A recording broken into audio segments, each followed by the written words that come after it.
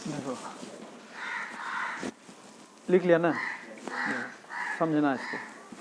कहता है कि क्वेश्चन क्या कर रहा है कि एक भवन है और एक मीनार है ना। भवन के तल से अगर मीनार के शिखर को देखते हैं तो उन्नयन कोण 60 डिग्री बनता है ना। और अगर मीनार के तल से भवन के शिखर को देखते हैं तो उन्नयन कोण 30 डिग्री बनता है। समझ गया। अब देखो इसको हम लिख रहे हैं यहाँ कि मान लिए कि माना ए बी बराबर 50 मीटर क्या है, मीनार की ऊंचाई है, और सी डी जो है ये भवन की ऊंचाई है। मीनार और भवन के बीच की दूरी कितनी है, BC दूरी है ना।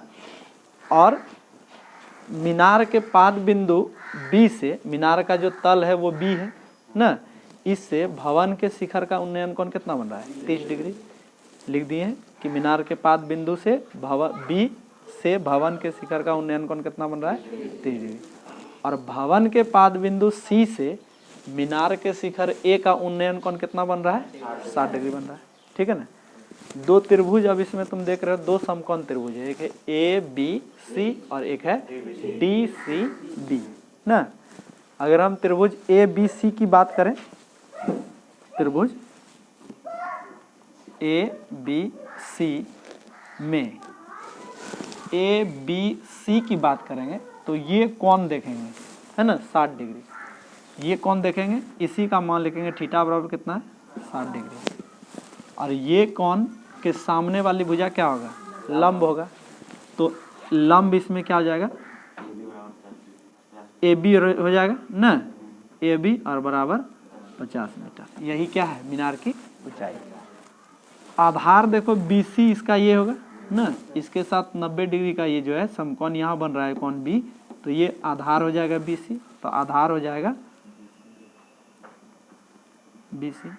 अब देखो ये आधार BC जो है ये त्रिभुज ABC में भी है और आधार BC त्रिभुज DCB में भी है ना। तो यानी कि ये BC जो भुजा है दोनों त्रिभुज का क्या है, कॉमन भुजा है ना, दोनों में है, उभयनिष्ठ है। तो यहाँ देखो लंब दिया है और आधार निकालना है हमको। कौन सा फॉर्मूला लगाएंगे, tan थीटा। इसलिए tan थीटा बराबर लंब बटे आधार ना, इसलिए tan थीटा बराबर लंब बटे आधार। देखो tan थीटा का मान कितना है, 60 डिग्री। ठीक। और बराबर लंब कितना दिया है, AB, आधार दिया है BC। ठीक। तो देखो क्रॉस मल्टीप्लाई करते हैं, अभी इसका मान लिख रहे हैं। tan 60 डिग्री का मान कितना होता है, √3 बराबर AB का मान कितना दिया है, 50 मीटर और BC नहीं दिया है। अगर क्रॉस मल्टीप्लाई करें तो क्या हो जाएगा, ये BC यहाँ और ये यहाँ आ जाएगा ना, या ऐसे इसको लिख सकते हैं BC √3 बराबर 50। तो BC बराबर 50 √3 हो जाएगा ना, निकल गया। अब दूसरा त्रिभुज लेते हैं। दूसरा त्रिभुज कौन है, CDB में ना, पुनः त्रिभुज CD या DCB ना, DCB में थीटा बराबर कितना है। इस त्रिभुज की जब बात करेंगे तो थीटा यहाँ है ना, B में। तो ये कोण इसलिए नहीं लिखना कि ये इसके साथ 90 डिग्री का यहाँ कोण बनता है। ये जो कोण है 90 डिग्री है, यहाँ भी कोण 90 डिग्री। यहाँ पर कोण देखेंगे न्यून कोण जो दिया रहेगा, समकोण नहीं देखेंगे। तो न्यून कोण किसको कहते हैं, जो 90 डिग्री से छोटा। तो देखो यहाँ पर ये तो अगर C की बात करें इस त्रिभुज में तो C क्या है, 90 डिग्री बन रहा है ना, ये समकोण है। यहाँ पर न्यून कोण दिया है 30 डिग्री, इसी कोण की बात करेंगे और इसी को मानेंगे थीटा बराबर 60 डिग्री, 30 डिग्री। ठीक, 30 डिग्री।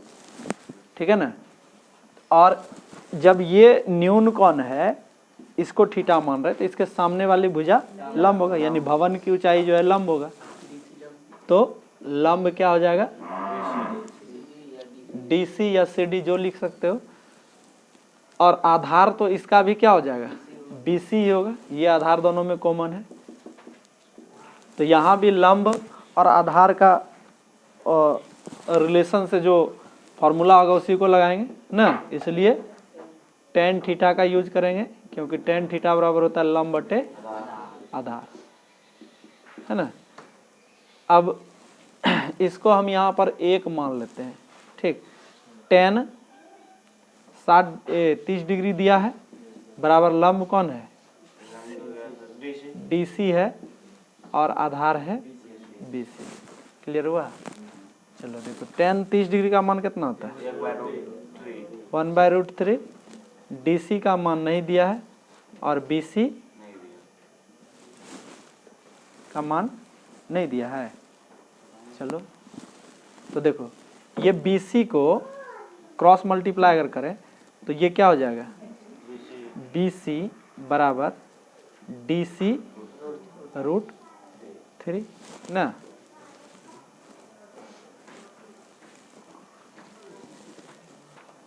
अब देखो BC का मान हम यहाँ रखते हैं, ठीक। समीकरण 1 से BC का मान निकला है ना, तो BC का मान रखते हैं 50/√3 बराबर क्या है, DC√3। तो √3 को फिर इधर करेंगे तो क्या हो जाएगा, बटे में आ जाएगा ना। तो ये क्या हो जाएगा, ये हो जाएगा 50/√3, और यह भी बटे में आ जाएगा तो क्या हो जाएगा, गुना √3 नहीं होगा। समझा कि नहीं, ये भी इस पार जाके बटे होगा ना, है। तो ये इस तरह लिख दिए। अब इधर क्या बचा, ये DC होगा, ठीक है, DC। तो 50/√3 इंटू √3 बराबर 3 हो गया, बराबर DC। अब इसमें DC होगा, तो DC में 50 में हम √3 से भाग देंगे तो कितना, 3 से भाग देंगे तो कितना होगा, 16×3 = 48, 2 बचेगा ना, 16.2/3 मीटर, ये आंसर हो जाएगा। देखो आंसर कितना है ना, इसको समझा ना। 50 में 3 से भाग दिए, इसको पूर्णांक में लिख दिए, ठीक है।